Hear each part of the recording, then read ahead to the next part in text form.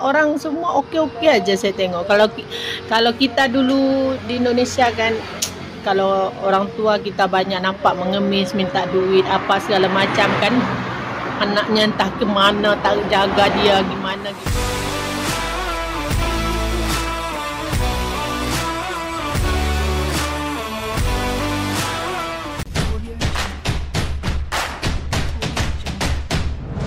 Halo pemirsa, bertemu lagi bersama saya Boru Naga.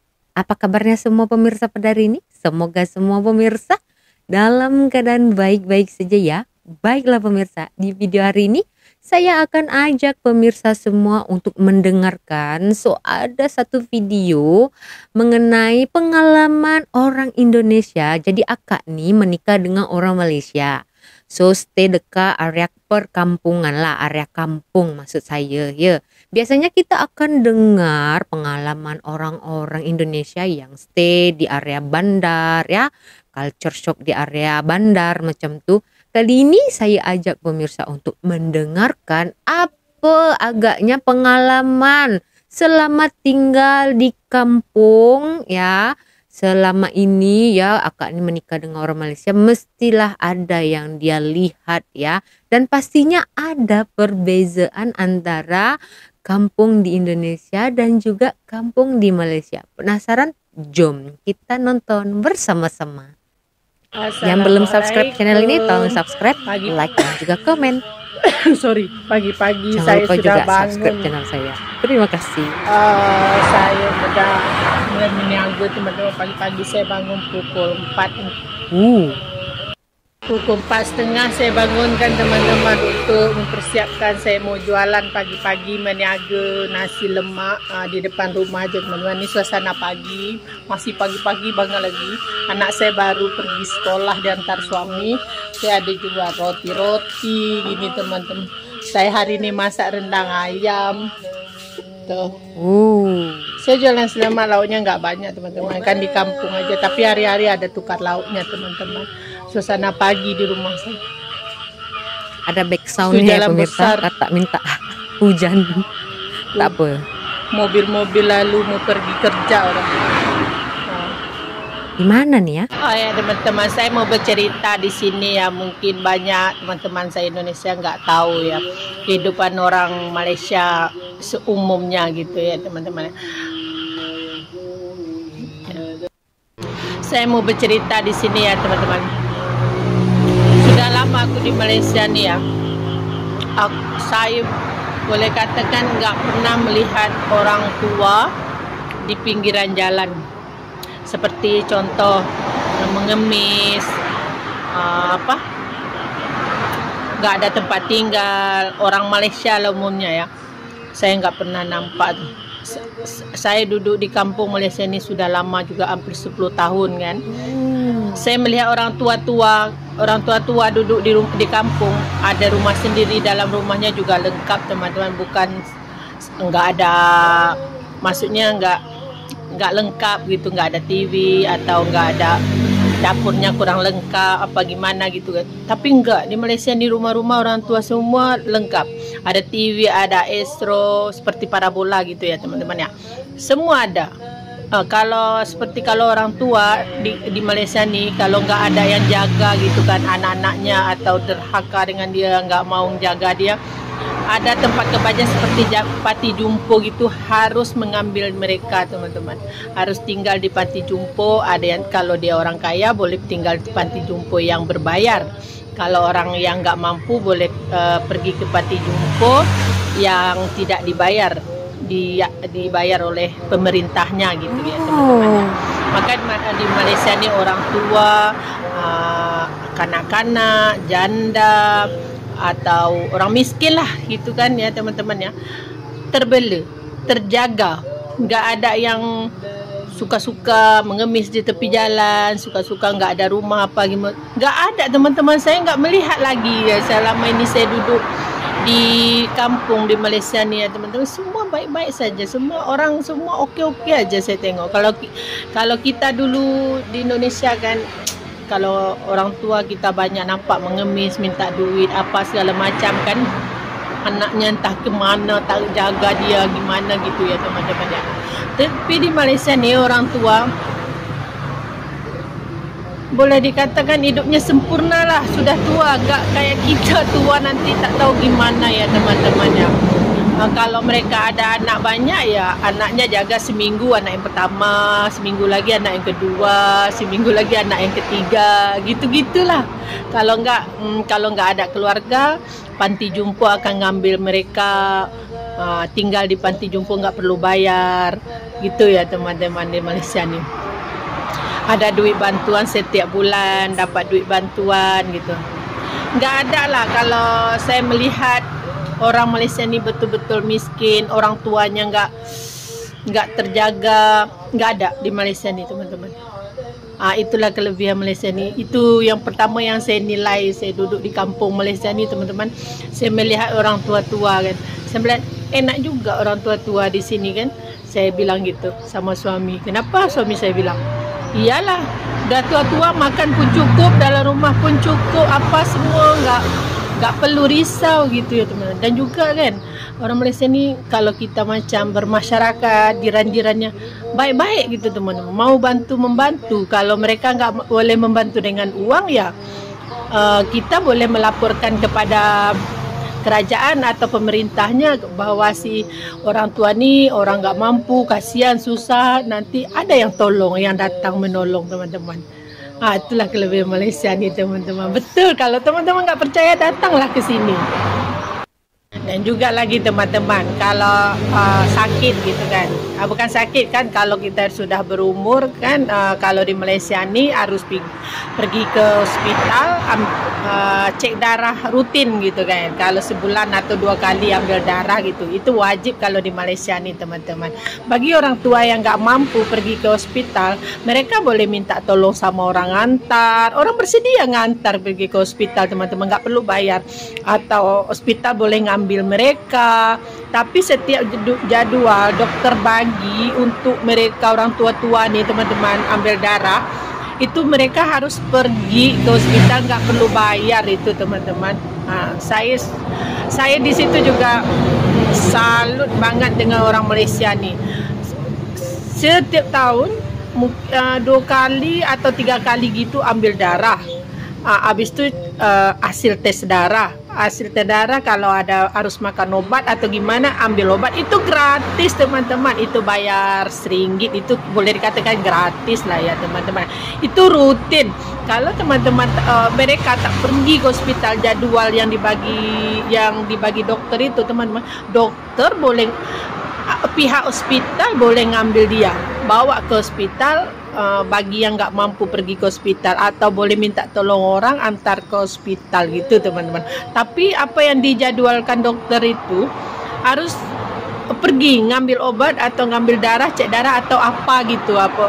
Contoh kalau sakitnya nggak ada sakit pun, kalau dokter dah bagi jadwal harus pergi, mereka harus pergi teman-teman ke hospital itu teman-teman. Itu sudah seperti kewajiban bagi dokter untuk masyarakat Malaysia nih. Seperti saya pun kurang tahu ya apa itu kewajiban untuk rakyat Malaysia harus pergi cek dokter. Kalau boleh seperti contoh saja ya, kalau umur kita sudah 40 lebih, itu sudah wajib untuk tes darah teman-teman. Diwajibkan, boleh dikatakan diwajibkan tes darah, ke hospital, nggak bayar teman-teman. Itu pun saya terkejut teman-teman. Saya pernah ngantar jiran saya ke hospital, orang tua gitu kan, katanya harus, saya melihat dibagi jadwal dekat buku merah kecil gitu kan, ini harus pergi walaupun nggak sakit, mereka harus ambil obat ke hospital, harus cek darah. Kalau udah ditentukan gitu teman-teman, walaupun mereka nggak sakit, udah minum obat kan ya nggak sakit lah kan, tapi wajib pergi teman-teman. Sampai mati ya gitu-gitu aja pergi. Itu seperti rutin gitu setiap hari. Contoh hari Kamis mereka pergi ngambil obat ke hospital, ya ramai-ramai pergi ngambil obat. Contoh hari Selasa pada ambil darah, ya ramai-ramai pergi ambil darah teman-teman, pergi ke hospital. Kalau kita kan enggak, Mana ada duit kita pergi ke hospital kan, bayar PJS apa semula. Di sini nggak ada teman-teman. Di sini sepertinya saya pun itu pun terkejut teman-teman. Saya saja bersuamikan orang Malaysia. Sepertinya saya harus wajib juga buat ambil darah apa teman. Tapi saya nggak buat lagi teman-teman. Kalau saya pergi pun saya juga nggak bayar sebab saya berkahwin sama orang tempatan kan. Tapi saya belum buat. Saya seperti masih terkejut lagi ya teman-teman ya. Saya selalu melihat orang tua-tua gitu makan obat apa kalau saya suka nanya-nanya sama orang tua itu, katanya nggak perlu dibayar kalau seperti ini gitu katanya gitu. Teman-teman, tadi cerita-cerita saya itu pengalaman saya ada di Malaysia aja teman-teman. Ada satu lagi pengalaman saya yang pertama saya datang ke sini teman-teman ya. Perempuan tidak bersalaman dengan lelaki kecuali seperti abang, adik gitu-gitulah kan. Saya terkejut juga kan kalau kita kan di sana semua orang kita salam kan. Kalau di Malaysia ni memang sangat menjaga syariat Islam sekali. Saya di situ juga terkejut dan kagum juga. Jadi saya sampai sekarang saya jadi amalan juga buat saya tak berani juga salam-salam orang teman-teman. Sebab takut orang cakap apa gitu kan. Itulah di Malaysia ni dia sangat menjaga adab dan syariat Islam sangat dijaga. Dan juga orang non-muslimnya di sini juga paham teman-teman, seperti orang India, Cina gitu yang enggak Islam gitu kan. Dia juga paham, dia juga tidak akan salam kita juga. Dan kita juga tidak akan salam mereka juga. Dan juga perempuan-perempuan yang non-muslimnya juga enggak salam lelaki Islam juga, dia pun paham gitu teman-teman. Itulah pengalaman saya di Malaysia. Ini sangat banyak sekali pertama saya datang Malaysia. Nanti saya akan cerita lebih banyak lagi teman-teman.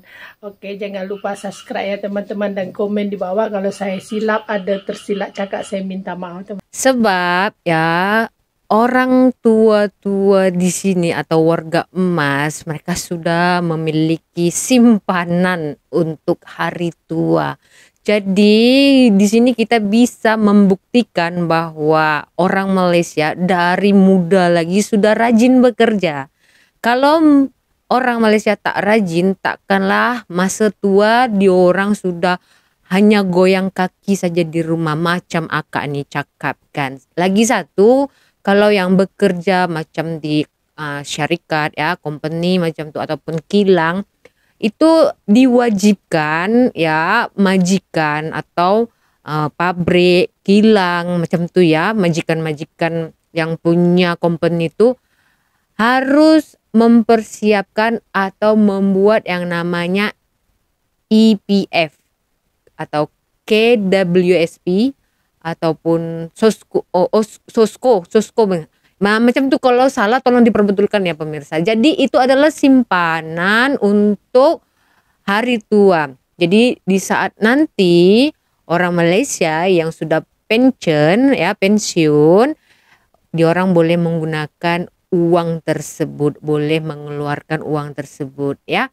Jadi kita boleh nampak begitu makmurnya di Malaysia ini. Bukan hanya di bandar, di area kampung juga terjaga. Sebab bukan hanya akak ni sahaja, saya seorang diri pun selalu melihat tidak ada ya orang-orang tua di tepi jalan bawa mangkok minta macam sedekah macam tu, tak ada. Lepas tu dekat sini ramai ya NGO yang membuat untuk kayak bantuan sosial macam tu, apapun itu. Lagi satu ya yang kalau ada seperti kebajikan itu memang ramai sangat. Sebab di sini orang kaya ya di Malaysia ini, dia orang kalau dah kaya tuh bukan pikir diri sendiri, dia orang akan pikir orang lain. So maknanya orang kaya di Malaysia ini ya tak kedekut. Ya kalau saya nilai di Indonesia sana ramai orang kaya, tahu, lebih ramai lagi dari Malaysia ini. Tapi masih boleh kita tengok ya macam pengemis ya, minta maaf ya, bukan saya menghina ya. Ada lagi yang budak-budak kecil, anak-anak kecil ngamen macam tu. Terkadang kalau kita tengok itu sangat menggores hati tahu. Sebab kita tahu Indonesia itu negara kaya ya, sumber daya alamnya banyak begitu. Nah, lepas itu kalau kita compare dengan jumlah penduduk juga lebih ramai di Indonesia, yang kaya juga ramai, tetapi masih saja kita tengok ya kan orang tua mengemis begitu di jalanan bawa mangkok, ada lagi yang kalau di terminal bus macam itu kan sangat miris ya begitu, seolah-olah kita ini tidak diperhatikan oleh pemerintah begitu ya. Dan ada lagi kalau yang anaknya nggak mau menjaga orang tuanya, dibuanglah itu di jalan. Jangan sampai macam itu ya, sedih sekali.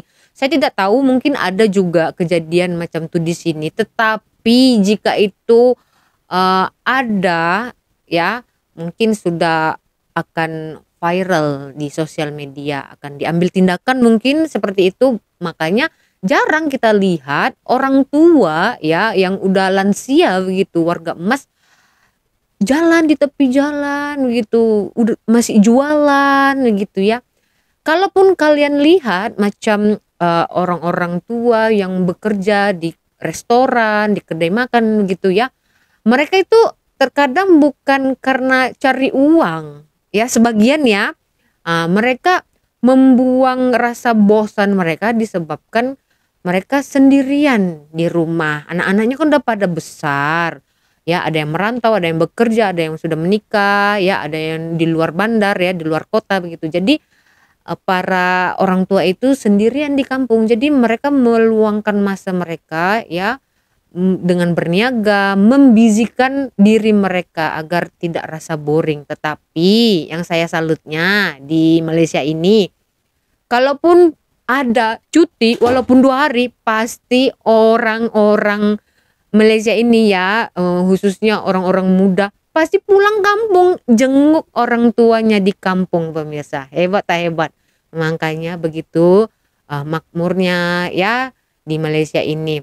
Jadi kita boleh lihat bukan hanya kami saja yang menceritakan, bahkan ada orang lain juga yang tinggal di kampung sana melihat situasi perbezaan antara Indonesia dan Malaysia ternyata ada ya, dalam kesehatan ya, kemakmuran begitu ya, banyak sekali. Mungkin bisa dicontoh hal-hal yang baik begitu, dan kita jangan pula marah sebab Aka ini menceritakan pengalamannya. Kita ambil sisi positifnya. Semoga di kedua negara ini semakin maju di masa hadapan ya.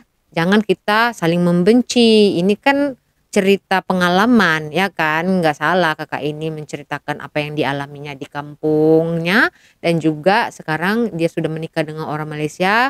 Dia mendapatkan juga ya benefit seperti orang Malaysia, seperti kalau pergi ke klinik ataupun ke hospital ada perubatan yang tidak perlu dibayar, dan ada juga perubatan yang perlu dibayar kalau berjumpa dengan dokter pakar. Itu pun tidak mahal, hanya RM5 sahaja ya. Oke, jadi begitu saja ya pemirsa di video hari ini. Kita berjumpa lagi di video selanjutnya. Saya Boru Naga, terima kasih, bye bye.